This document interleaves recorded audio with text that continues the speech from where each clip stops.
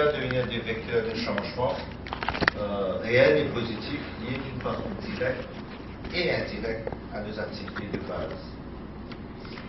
Pour revenir à l'événement du jour, les raisons qui nous ont poussés à nous engager dans ce projet d'éducation sur la sécurité routière sont nombreuses.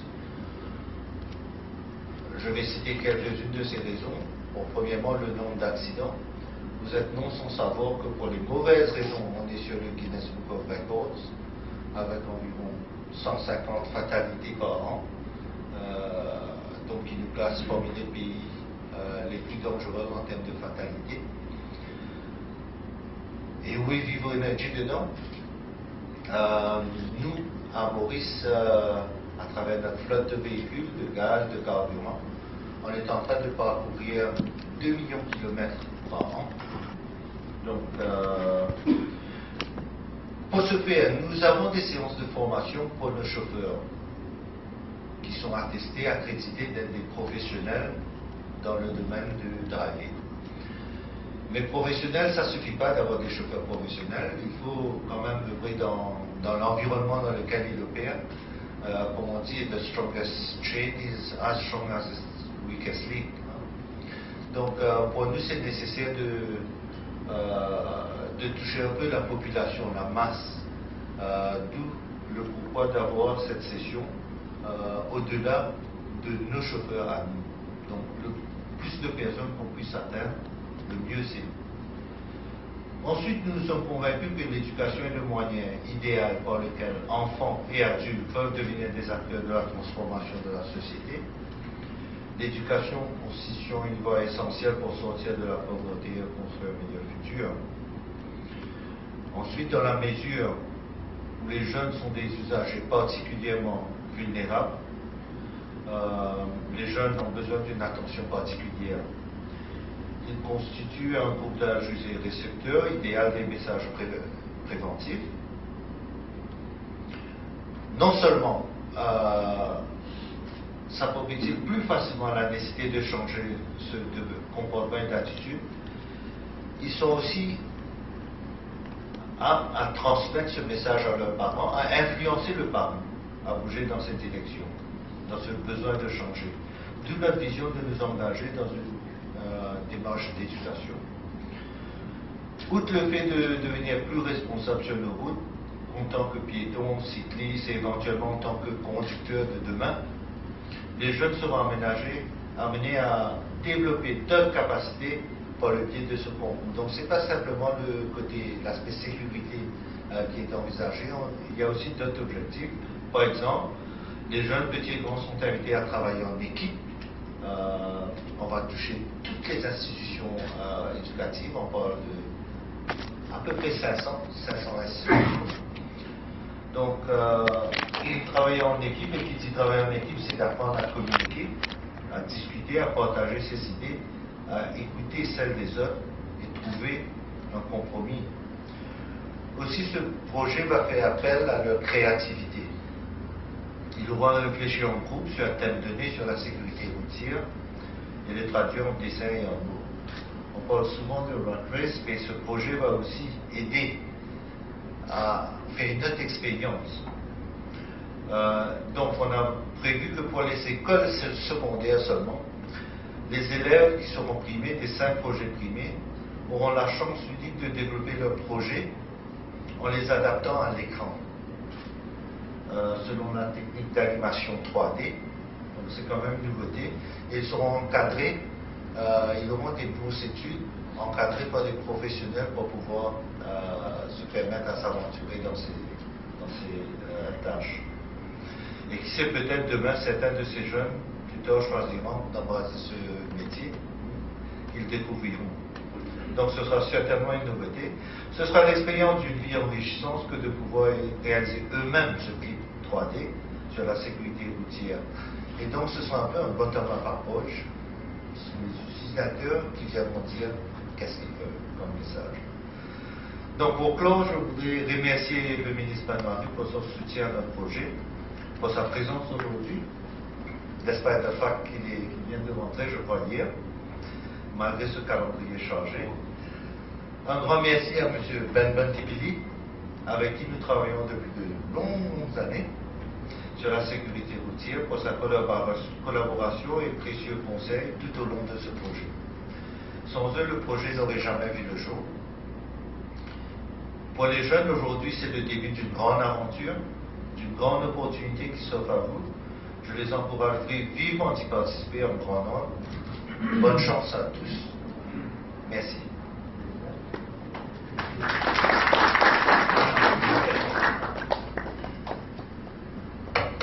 Merci, M. Gawahir. J'ai le plaisir d'inviter M. Ben Pipili à nous adresser.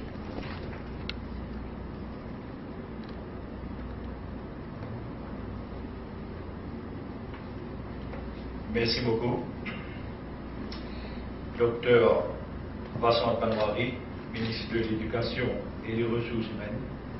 Monsieur Kiran Gawahir, Managing Director de Vivo Énergie. Monsieur Kadres Pile, président de National Empowerment Foundation. Monsieur Mitouk, le PS du ministère de l'Éducation. Monsieur PSC Kamana, directeur de Advantage. Madame Belinda Rantol, Communication Manager de Vivo. Membres de la presse, mesdames et messieurs. Les actions de la prévention routière en matière de la prévention sont considérablement différentes comparées d'autres actions qui peuvent, l'approche ne peut être singulière, malheureusement. Si nous prenons l'exemple d'une campagne pour la réduction de tabagisme, il y a une action fondamentale qui est impliquée. Soit vous mettez une cigarette dans votre bouche, soit vous ne mettez pas. Vous le faire. Et ça aussi c'est difficile, cette action. Oh, donc, dans le domaine de la sécurité routière, il y a multiples contrôles. Il y a des facteurs qu'il faut prendre en considération. Multiples facteurs dont je ne veux pas élaborer aujourd'hui. La lutte contre la violence routière doit impérativement comporter un nombre de composants plutôt qu'une solution magique ou miracle. Il n'y a pas de recette. Donc, le plan d'action du gouvernement pour lutter contre l'insécurité routière comporte une batterie de mesures très diverses qui pourront être menées en partenariat avec la police, les collectivités locales, les ONG, le secteur privé, mais aussi avec l'ensemble des Mauriciens, y compris les Rotary. La sécurité routière est une responsabilité partagée. Malheureusement, très souvent, on ne prend pas ça en considération. Au cours de l'année dernière, de 2011, il y a eu 164 enfants blessés graves sur les routes, de moins de 13 ans. Dont 75 piétons, 16 cyclistes et 74 passagers des voitures. C'est un bilan plus ou moins identique chaque année, qui démontre que ces jeunes restent super exposés en matière d'accidents de la circulation. Face à cette situation, le gouvernement devait réagir et a décidé d'inclure l'éducation routière dans le cadre du programme scolaire pour le cycle primaire. Ainsi, en juin de l'année dernière, un stage de formation assuré par 4 experts internationaux destinés aux éducateurs du cycle primaire et du secondaire a été complété. Aussi, un projet ou un livret d'activités sur la sécurité routière pour les enfants de 7 à 8 ans est en train d'être finalisé par une équipe composée de différents secteurs du gouvernement. Le projet Citizen de Vivo Énergie se greffe parfaitement à cette initiative qui ayant pour objectif de conscientiser les enfants dès leur jeune âge.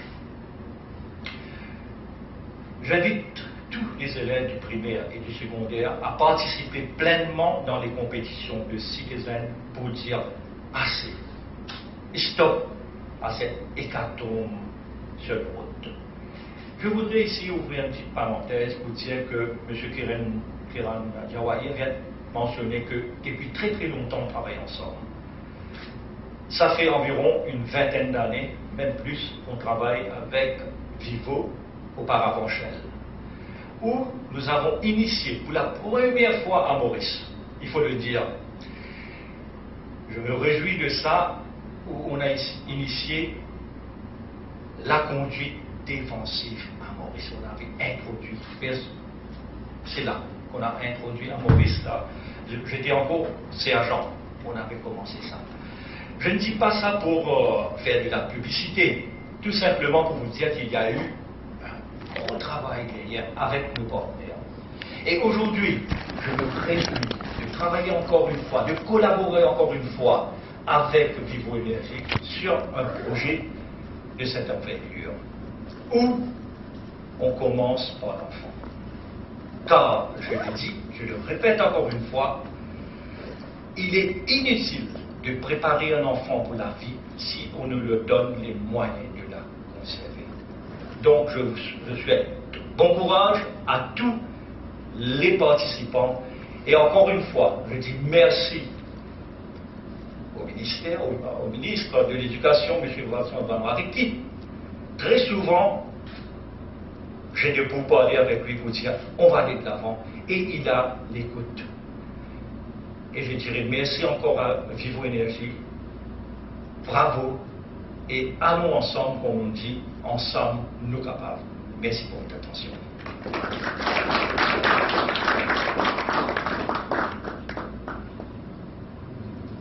Ça va, oui. Merci, M. Bentipili. J'ai maintenant le privilège d'inviter l'honorable Benoît à nous adresser. Merci, M. Bentipili, senior advisor de la sécurité routière au bureau du Premier ministre, M. Kiran Jawahir et Madame Ramtol de Vivo, mon ami Kadej Pillay. C'est comme les ministres de l'Éducation, c'est comme les présidents. Quand on est président, une fois on est président tout le temps. J'ai été le ministre de l'Éducation. On a travaillé beaucoup ensemble d'ailleurs à l'époque. Et chers amis, c'est surtout venir dire merci que je suis là, je pense, ce matin, parce que tout a été dit. On sait ce qu'on veut faire. Vous avez entendu parler déjà depuis 2 ans, on a lancé au niveau du ministère de l'Éducation ce projet concernant la sécurité routière en général. Nous pensons, il y a un tas de projets au niveau du ministère de l'Éducation, des innovations qui ont pris forme déjà, d'autres qui sont en cours. Ce matin même, aujourd'hui, pour moi, c'est le jour des activités extracurriculaires organisées dans des écoles. Ce matin, j'ai ouvert un séminaire concernant Maurice durable et le développement durable de l'île Maurice. Vous savez combien il y a qui se fait dans les écoles en ce qui concerne que ce soit l'économie d'énergie, que ce soit le développement, fabrication de compost, fabrication de courant électrique chez les écoles, maintenant avec le thermoélectrique. Et maintenant, je suis dans le domaine de la sécurité routière. C'est des projets qui ont été annoncés, qui ont déjà pris forme. Nous croyons que tout cela doit se faire à l'école. Si on veut changer la mentalité, parce que finalement il s'agit de ça, changer la mentalité, inculquer les bonnes manières, les bonnes attitudes dans notre population. Et nous avons aussi, pas seulement l'éducation des enfants que nous faisons, mais nous comptons faire l'éducation des parents à travers l'éducation des enfants. Et nous avons eu la bonne expérience avec le H1N1 virus qui nous a frappé il y a près de 3 ans, où nous avons appris aux parents les notions concernant cette maladie. Et ça a été bien constaté, même le lavage des mains, comment ça devait se faire. Parce qu'à l'école, il y a des techniques, il y a des experts, il y a des resource persons, Et nous avons les récipiendaires bien jeunes, c'est eux qui sont visés, ils apprennent les bonnes manières, ils apprennent les connaissances. Mais pour nous, les enfants ne doivent pas seulement apprendre, mais de soient aussi en mesure de pouvoir répandre ce qu'ils apprennent. Et la sécurité routière est un de ces domaines où cela doit se faire. Et nous avons déjà, comme l'a dit la Ben, préparé des petits booklets, des publications qui vont être utilisées. C'est partie du cursus, du curriculum, dans Standard 3 et Standard 4. Ces livres seront disponibles dans, j'ai envie de dire, les jours à venir, mais au moins les quelques semaines à venir, où les enfants vont avoir cela comme base de travail. Vous savez, on a introduit déjà le Enhancement Programme pour la même classe, 3e et 4e, où les enfants restent après les heures de classe. Bon, ceux qui ne savent pas, je le dis. Les enfants restent après les heures de classe, 3 fois la semaine, pour un peu plus d'1 heure, pour apprendre les choses essentiellement dans l'extracurriculaire. Et ce projet sécurité routière cadre bien de là où les enfants jouent en apprenant. Et c'est une méthode pédagogique qui est acceptée dans le monde entier, qui donne des résultats extraordinaires. Et là aussi, nous avons introduit la notion de compétition. Les écoles font des compétitions entre elles, et nous avons de très très bons résultats. Des enfants qui étaient extrêmement timides, qui après quelques mois deviennent des enfants ouverts et qui n'ont pas le trac à prendre le micro en main. Et ça se voit devant nous presque tous les jours. Vous savez que nous sommes dans le domaine de la sécurité routière, où il y a, comme l'a dit tout à l'heure Ben Benipelé, combien de morts sur les routes. Et en particulier cette tranche d'âge des enfants entre 3 et 20 ans, qui est quand même frappant. Il n'y a pas seulement les morts sur les routes, mais il y a les accidents qui rendent les enfants invalides, soit pour la vie, partiellement ou totalement invalides pour la vie. Nous avons, bon ça peut toucher les adultes aussi, mais quand ça touche les enfants, c'est vraiment plus qu'inacceptable. Et nous avons à l'île Maurice un pool de chauffeurs qui, il faut le dire bien clairement, sont pas des très bons chauffeurs. J'ai pas envie d'aller plus loin. Mais vraiment, on ne sait pas conduire ici à Maurice. Vous savez, il y a eu dans le temps, excusez-moi Ben, mais la facilité avec laquelle les personnes devenaient conducteurs, conductrices. Bon, on est en train de mettre le rôle dedans, mais il y a encore beaucoup à faire. Mais je crois que c'est à l'école que ça doit s'apprendre. Et le travail qu'on fait à l'école, on démarre dans le primaire, et dans le secondaire aussi, vous avez vu les compétitions, mais petit à petit, ça va être dans toutes les classes. D'ici 4 ans, je pense, toutes les classes de Maurice auront des cours de sécurité routière. Chaque enfant à son âge. Il y a des choses à inculquer dans les enfants, même de 3 ans, concernant la route et ses dangers et la sécurité routière. Mais il y aura donc, ça rentre dans le curriculum même de ces enfants qui fréquentent ces écoles. Et là, on a déjà démarré en 3e et 4e, les livres sont prêts, le travail a déjà démarré dans les écoles, et je remercie donc Vivo pour être venu à temps pour nous aider, parce que moi j'ai toujours cette chance. C'est bon que mes amis journalistes là sachent un petit peu, apprennent plutôt cette nouvelle. Quand vous voulez bien faire, vous allez toujours voir la solution. Quand vous venez essayer de bien faire quelque chose, en tête, vous avez une bonne idée, vous avez toujours une solution qui vient à vous. Les moyens ne sont pas un obstacle. Jamais. Il y a toujours une solution. Un jour, on discutait avec pour donner je ne vais pas aller trop loin, rassurez-vous. Moi-même, je suis pressé. On discutait avec nos techniciens les modernisations qui se font dans le domaine scientifique. L'île Maurice, maintenant, vous savez, on ne parle plus d'un petit pays, hein, c'est fini ça. L'île Maurice, c'est un grand pays. Bon, la terre est petite, mais le pays est extrêmement, beaucoup plus grand que l'Allemagne en superficie. Et il y a tellement de richesses dans cet océan qui est autour de nous. Et quand on ajoute tout ce qu'on possède autour de Rodrigue, de Nagaliga, c'est maintenant partageant un petit peu avec les Seychelles aussi, ça fait énorme. C'est un grand pays, il y a beaucoup de potentiel, il va falloir explorer tous ces potentiels. Donc je disais que quand on a un grand pays comme ça devant nous, il faut quand même qu'on donne les moyens nécessaires aux enfants de pouvoir se développer dans tous les sens. Et en parlant de tout cela, biologie marine, géographie, la science même, la biologie, nous voulions trouver un moyen pour pouvoir, parce que ça s'apprend dans les bouquins, mais il y a l'aspect pratique aussi. Et il y a tout le temps quelque chose qui arrive, comme je disais tout à l'heure. On cherchait les moyens, comment on allait faire, parce que ça demande une infrastructure nouvelle qui n'existe pas dans les écoles encore pour ces matières.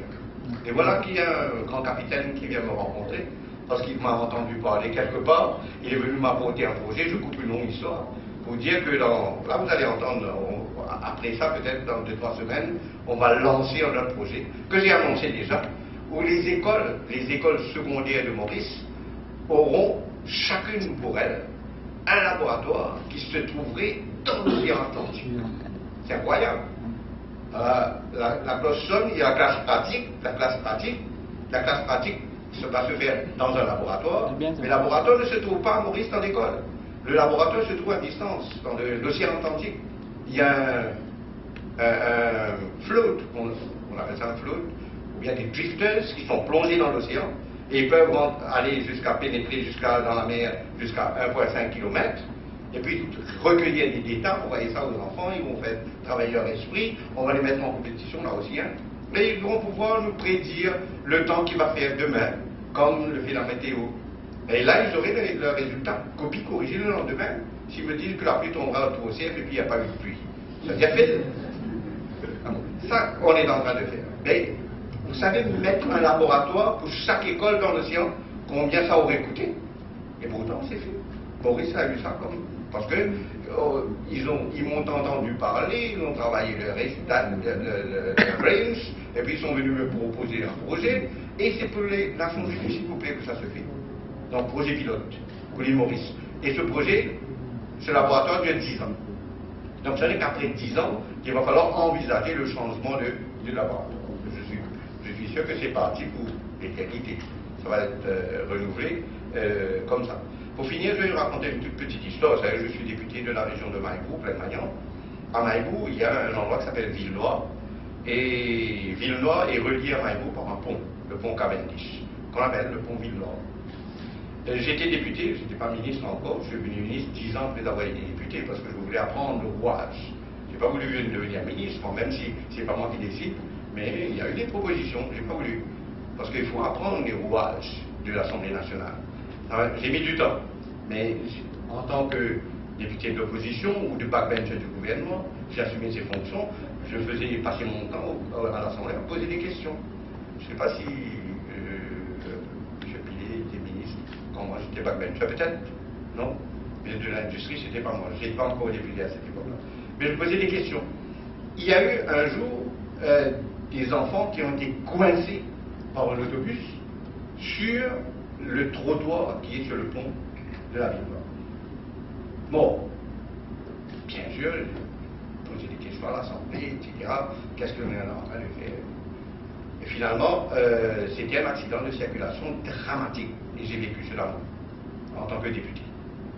Mais bien sûr, on ne pouvait rien faire, parce que le pont était comme ça même. Des accidents étaient toujours possibles. Donc, les enfants ne savaient pas, dans telles circonstances, comment il faut faire, pour marcher sur le trottoir, et bon, s'il y a le bus qui arrive, comment il faut faire, le bus coin, il y a un autre qui est en train de passer. Parce que sur ce pont-là, c'était tellement étroit que 2 véhicules ne pouvaient pas traverser en même temps. Et ce jour-là, il y a eu ce problème. Et moi, je suis devenu ministre des Finances après. Le hasard a plu. À ce moment-là, cette question-là résonnait toujours dans ma tête. Maintenant, j'avais la responsabilité des finances du pays entre mes mains. J'ai eu des cas où les enfants ont perdu leur vie par un accident dramatique. Rien n'a été fait, même si j'ai posé des questions plusieurs fois. Maintenant, j'ai la responsabilité moi-même, il faut que je fasse quelque chose. Alors, si vous allez sur le pont Villenoy aujourd'hui, vous allez voir la transformation qui a été faite sur ce pont-là. Parce que j'ai pris en considération, j'ai vécu cet accident. Alors maintenant, sur le pont Villenoy, on a détruit les 2 trottoirs qui étaient du côté.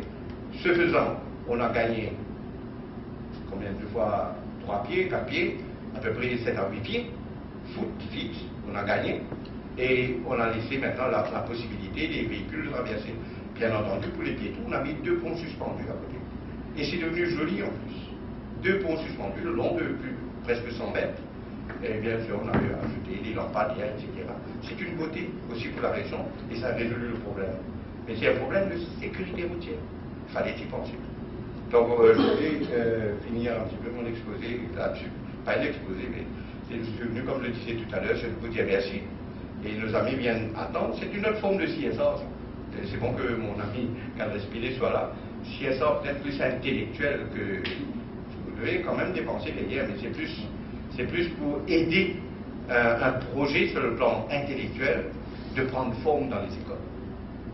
Et moi j'aime bien mettre les enfants en compétition, pas le naturisme, mais une compétition saine, comme c'est le cas ici. Bien sûr, les enfants, il va falloir les primer aussi quand ils gagnent. Puis je remercie aussi pour l'idée que vous avez eue avec le système 3D de déclencher cela dans le secondaire. Je pense que ça va être des exemples pour utiliser ces 3D dans toutes les écoles pour que le travail, l'apprentissage aussi puisse se faire de façon beaucoup plus vivante et beaucoup plus valable. Alors ce que j'avais à vous dire, je vous remercie beaucoup pour votre attention. Je vous souhaite bonne chance à ce groupe.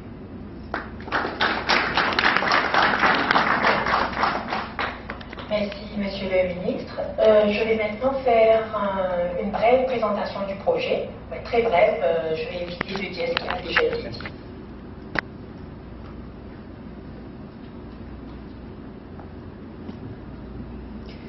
Donc voilà, le nom de ce projet, c'est Cité Zen, les jeunes rôles pour la sécurité routière. Donc, pourquoi Cité Zen? C'est un petit peu un jeu de mots, c'est un petit peu, enfin ça va faire un peu sourire, pourquoi ce mot en particulier? Donc d'abord on a pensé à citizenship, parce qu'on parle là de responsabilité civique, comme le ministre vient de dire. Donc ça c'est pour l'association un petit peu avec citizenship. Cité, donc on parle de cité, de ville, de route. Zen en tant que on souhaiterait que les routes soient un endroit zen. Donc où on peut se relaxer, pas un endroit où il y a de la violence sur la route, où il y a l'attitude agressive, donc dans ce cas-là zen. Et en langage très mauricien, comme on dit zen, jeune, donc on target notre audience, c'est les jeunes, donc cité zen, d'où le nom du projet. Donc on espère que ça va accrocher, que les jeunes vont vraiment adopter ce projet. Donc là, je passe rapidement sur ce qui a été dit, comme je vous ai déjà dit. Donc en quoi consiste ce projet? Qu'est-ce qui est différent vraiment? C'est un projet où on aura la participation des jeunes. Donc c'est un projet interactif. En fait, il y a un concours d'affiches et de slogans pour les écoles primaires et un concours de rédaction, ce qu'on appelle les scripts, écriture de scénario, pour les collèges.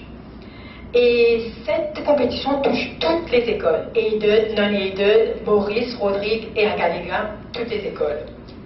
Et ensuite, bon, ça vient en plusieurs étapes. Il y a une étape de académie, donc je vais parler d'un petit moment. Il y a une déclaration de la jeunesse sur la sécurité routière, donc on va encourager les jeunes à s'adhérer à cette pétition pour dire non à la violence sur la route.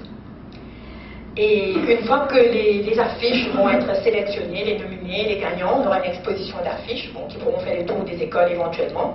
Et tout le long de ce projet, il y a des activités de communication avec le grand public. Donc le grand public aura un rôle à jouer. Donc les écoles vont soumettre leurs entrées et de là, il y a un jury indépendant qui va présélectionner 25 affiches. 25 affiches accompagnées d'un slogan.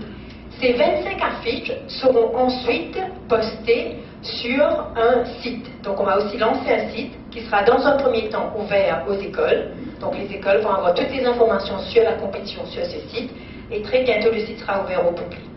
Donc sur ce site, on va poster ces 25 affiches et là, on va demander aux membres du public justement d'aller voter, comme on dit en live, de sélectionner leur meilleure affiche.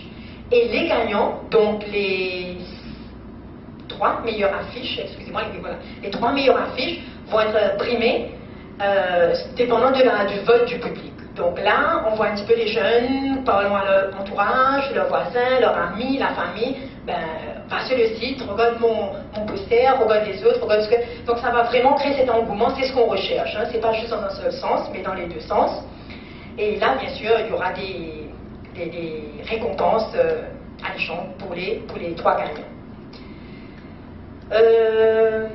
Donc voilà, on va essayer de faire autant que possible, d'encourager les enfants, de prendre un contexte local, donc un petit peu leur entourage, ce qu'ils voient, ce qu'ils font expérience dans la vie de tous les jours. Et on parle de primaire, donc en primaire, en tant qu'usagers de la route, ils sont des piétons, ils montent à vélo, ils sont dans les voitures avec leurs parents, donc des fois c'est l'enfant qui dit aux parents d'attacher la ceinture, donc sur la route ils marchent avec les grands-parents, donc c'est un petit peu des thèmes qui sont vraiment concernés, qu'on va les encourager à développer ces thèmes. Le deuxième concours, c'est celui de la rédaction ce qu'on appelle script. Un script, comme vous savez, c'est ce qu'on écrit pour éventuellement, ça va déboucher sur un petit clip, un petit film, d'où la notion de 3D. Donc, idem, les élèves des collèges, eux, vont soumettre leur script et les 10 meilleurs vont être choisis par un jury indépendant. Et ces 10 meilleurs scripts vont être également postés sur le site web, qui va être accessible au grand public. Donc, une fois que c'est là, on va communiquer et là, on compte sur les médias pour nous aider dans cette campagne d'éducation des enfants et éventuellement du grand public.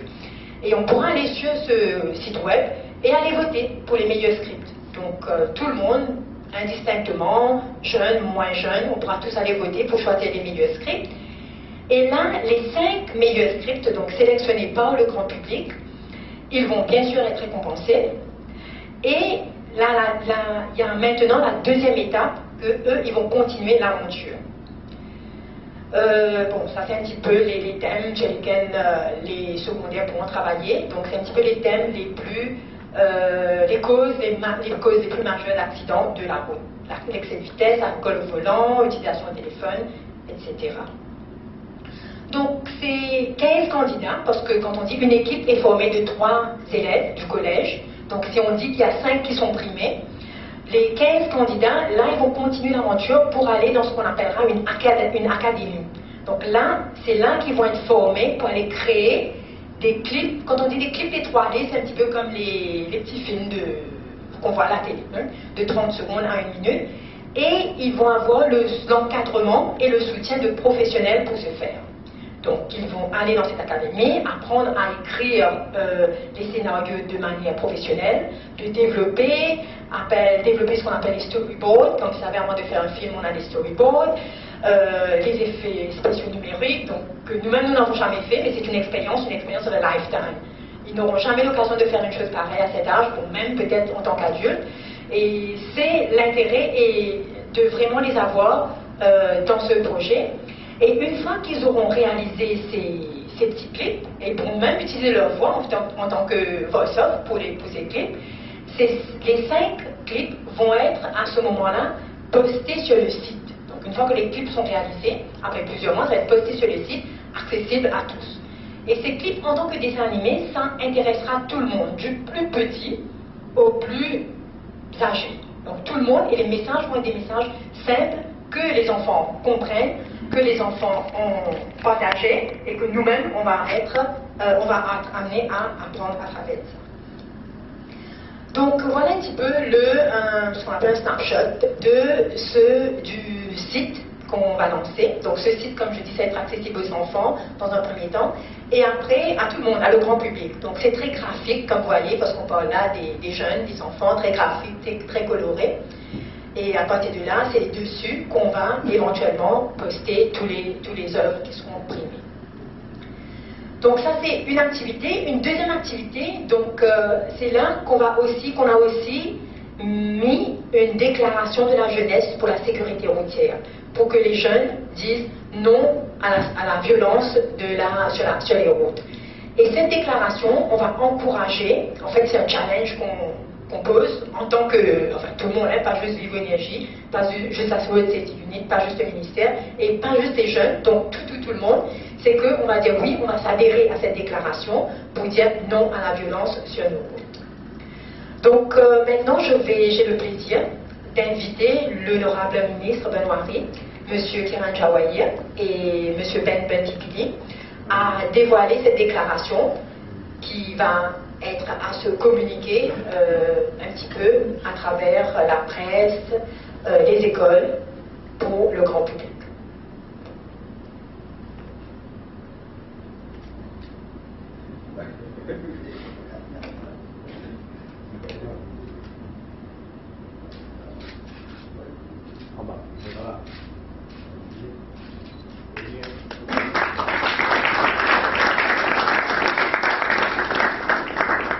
Donc, ce que ça dit, déclaration de la jeunesse pour la sécurité routière. La sécurité routière est une préoccupation sociétale majeure. À Maurice, les accidents de la route font 3 morts et 10 blessés graves, voire invalidantes chaque semaine. Piétons, cyclistes, motocyclistes, voyageurs en taxi ou utilisateurs de transport en commun et de transport scolaire, automobilistes et autres conducteurs privés ou professionnels, en fait, usagers de la route, nous sommes tous concernés. Nous, les citoyens de la République de Maurice, nous nous engageons à dire non au comportement à risque, mettant nos vies et celles des autres en péril, adopter une conduite responsable et éviter les drames des familles où tout bascule à la perte d'un être cher, agir pour une route plus sûre, sensibiliser notre entourage, nos parents et nos enseignants en nous comportant de manière exemplaire, respecter les codes de la route et rester concentrés et attentifs en toutes circonstances, dénoncer ceux qui ne respectent pas les limitations de vitesse, ceux qui prennent le volant sous l'effet de l'alcool et qui téléphonent en conduisant, tout mettre en œuvre pour qu'il n'y ait plus jamais de victimes sur nos routes. Donc on dit que ce n'est pas la route qui tue, mais ceux qui l'utilisent de manière inconsciente et irresponsable. La route est un espace de partage, nous y circulons nombreux et différents, alors pensons aux autres usagers et engageons-nous à respecter notre prochain. Donc voilà, c'est cette déclaration que nous allons tous nous adhérer et allons essayer de target le maximum dans une année, d'essayer d'avoir 25 000 signatures, sinon plus.